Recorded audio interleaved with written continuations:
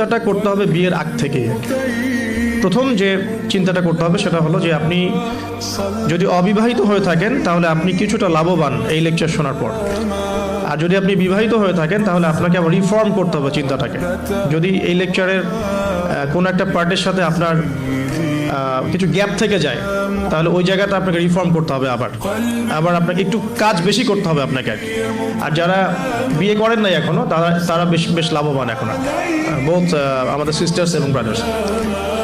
তো প্রথম জায়গাটা হচ্ছে যে আমাদের চিন্তাটা হবে এমন, যদি আমরা অবিবাহিত হয়ে থাকি, যে আমার লাইফের একটা এইম আছে, একটা অ্যাম্বিশন আছে। সেকুলার কনসেপ্টের অ্যাম্বিশন হচ্ছে দুনিয়া, আর আমার অ্যাম্বিশন হচ্ছে আমি দুনিয়ার কল্যাণ চাই কিন্তু পরকালীন মুক্তি চাই।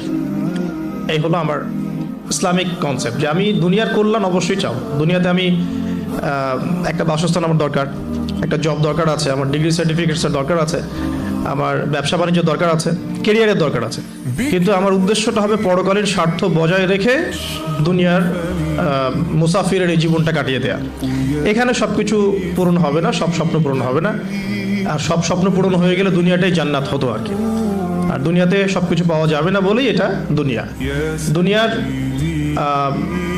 কোনো কিছু স্থায়ী নয়। এখানকার সুখও স্থায়ী নয়, এখানকার কোনো কষ্টও কিন্তু স্থায়ী নয়। যে কোনো সিচুয়েশনই পড়ি না কেন চিন্তা করবো যে এটা স্থায়ী নয়, এটা চলে যাবে, হোক কষ্ট অথবা সুখ। আর এর এক্সাম্পল তো নবী সাল্লাল্লাহু আলাইহি ওয়াসাল্লাম দিয়েছেন, ওই যে মৃত গাধার সাথে।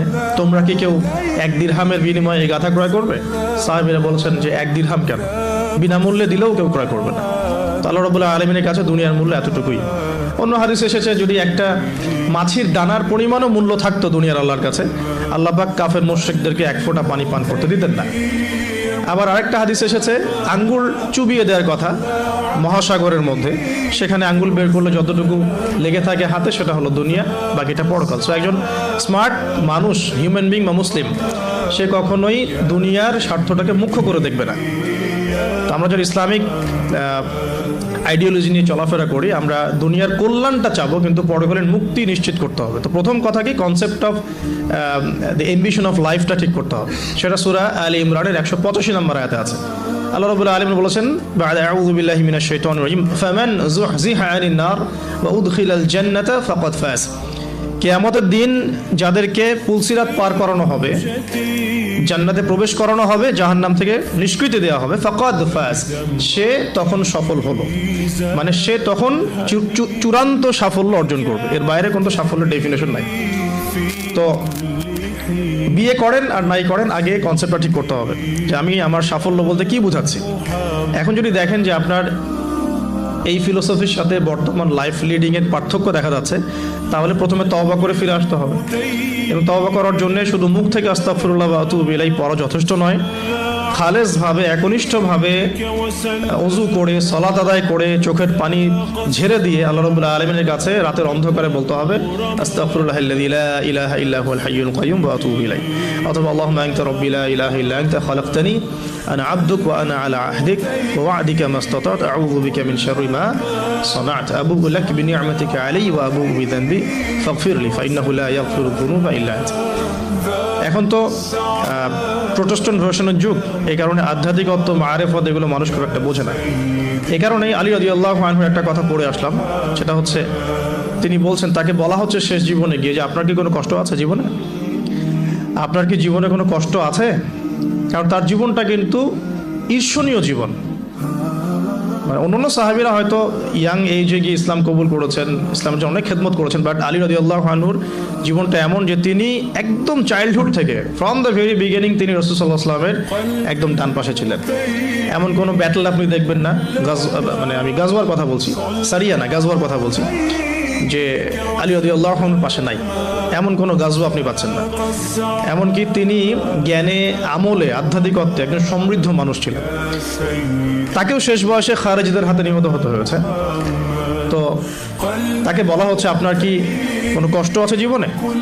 আলী রাদিয়াল্লাহু আনহু বলছেন যে আমার কষ্ট একটাই, কি আল্লাহ পাক আমাকে যে ইলম দিয়েছেন, রাসূল সাল্লাল্লাহু আলাইহি ওয়াসাল্লামের সোহবতে থেকে আমি যে মারেফত অর্জন করেছি, মানে আধ্যাত্মিকত্ব অর্জন করেছি, এটা বিতরণ করার মতো উপযুক্ত কোনো পাত্র পেলাম না। তার মানে প্রোটেস্ট্যান্ট ভার্সনে শরীয়ত আপনাকে শুধু হুকুম আহকাম দিচ্ছে না, এটা করতে হবে, এটা করতে হবে না। এর ভিতরে রিজনগুলো কি, এর ভিতরে মারফতগুলো কি, আধ্যাত্মিকত্বের বিষয়গুলো কি, সেগুলো কিন্তু সবাই বুঝবে না। এই কারণে আসলে মারফতের কথাগুলো সবার সামনে বলাও ঠিক না, হয়তো জাহেলরা সেগুলো বুঝতে পারবে না। তো আসুন যেখান থেকে আলোচনা শুরু করেছি ওখানে ফিরে যাই, যে আমরা আমাদের লাইফের এইমটাকে ঠিক করে তওবা করে ফিরে আসবো। তওবা করে ফিরে আসলে পরে শুধু প্রোটেস্ট্যান্ট ভার্সনে মুখে মুখে আস্তাগফিরুল্লাহ পড়াটা যথেষ্ট না, মন থেকে ফিল করতে হবে এবং জীবনের যে পাপগুলো আমি করে এসেছি এগুলোকে রিকভার করতে হবে। যদি আপনি জেনা করে থাকেন, ছেড়ে দিয়ে ফিরে আসতে হবে, সারা জীবন আমল করে প্রমাণ করতে হবে যে আপনি আল্লাহ পাকের অনুগত বান্দা। শুধু মুখে বলা যথেষ্ট নয়।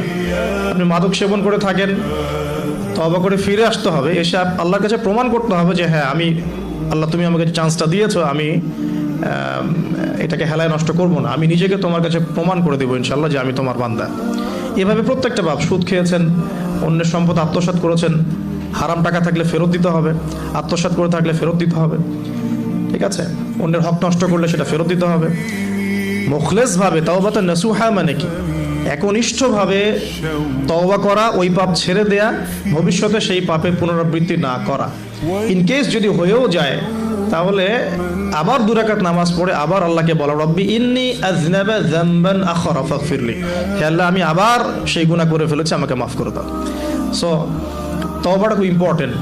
বোথ সিস্টার্স অ্যান্ড ব্রাদার্স সবাইকে বলছি যে আমরা সবাই পাপী, প্রত্যেকদিন মিনিমাম 100 বার করে তওবা করার অভ্যাস করে তুলতে হবে এবং এটাকে ফিল করা। আমি বারবার বলি ইহসানের সাথে। এখনকার ইবাদত বন্দেগীর মধ্যে ইহসান নাই, সবার নাই, খুব অল্প কিছু মানুষের আছে। ইহসান হচ্ছে আনতা আবুদুল্লাহ কাআন্নাকা তারাহ, তুমি এমনভাবে আল্লাহর ইবাদত করবে যেন তুমি আল্লাহকে দেখতে পারছো।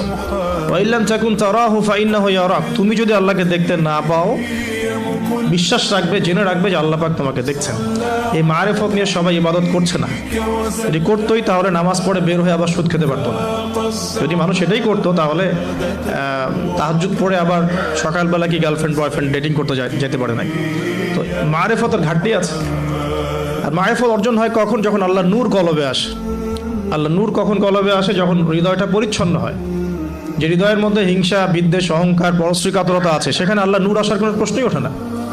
যেখানে আল্লাহ নূর নাই সে আলো দেখবে কিভাবে? সে অন্ধকারের পথ চলবে কিভাবে? সে কিভাবে ঘ্রাণ পাবে? ঘ্রাণ পাওয়ার তো প্রশ্নই ওঠে না, কারণ কলবে তো নূর নাই। আল্লাহ পাক তো সবাইকে সবকিছু দিবেন না। তো এখন আসুন যে আমরা যদি তওবা করে ফিরে আসতে পারি, এখন আমি আমার লাইফটাকে গুছিয়ে নিব। লাইফটা গুছাতে গেলে আমার লাগবে এডুকেশন। এখন আমার এডুকেশন সেক্টর যেটাই হোক, আমাকে ইসলামিক এডুকেশন আবার শিখতে হবে। এর বেসিক যে সিলেবাসটা আছে এটা আমাকে কভার করতে হবে। কিভাবে করবেন এটা আপনার চ্যালেঞ্জ। এটা আপনি মাদ্রাসায় করতে পারেন, আপনি ইসলামিক ইউনিভার্সিটিসগুলোতেও পড়তে পারেন, বা আপনার যে সেকুলার ইনস্টিটিউশনে পড়ছেন সেখানে পড়েও প্রাইভেটলি যে কোনোভাবে হোক আপনাকে এটা কভার করতে হবে। এটা আপনার চ্যালেঞ্জ। এটা কিভাবে বাস্তবায়ন করবেন সেটা সিচুয়েশন ডিফার করবে, মানুষের সবার একরকম হবে না। দ্বিতীয়টা হচ্ছে আমল বাড়িয়ে দেওয়া এবং সুন্নত নফলগুলোতে শক্ত পাবন্দ হওয়া, আর কি রাসূল সাল্লাল্লাহু আলাইহি ওয়াসাল্লামের সুন্নতে শক্ত পাবন্দি নিয়ে আসা, হালাল রিজিকের সোর্স ফর্ম করা, পাশাপাশি আপনার সৎ কাজের আদেশ করা, অসৎ কাজে নিষেধ করা, দাওয়াতি কাজে সময় দেয়া, আল্লাহর রাস্তায় সময় দেয়া, দিনকে এগিয়ে নেওয়ার জন্য ছোট ছোট প্রকল্প প্রজেক্ট হাতে নিয়ে ইসলামের কল্যাণে কাজ করা। তো এই প্রত্যেকটা কাজ জড়িত হয়ে আছে এখন ফ্যামিলি ডেভেলপমেন্টের সাথে। আর পরিবার একটা চ্যালেঞ্জ, এবং আপনার পরবর্তী লেগেসি রেখে যেতে হবে, সন্তানও প্রতিপালন করতে হবে। তাহলে পরিবার এবং বিয়েটা একটা বড় ফ্যাক্ট।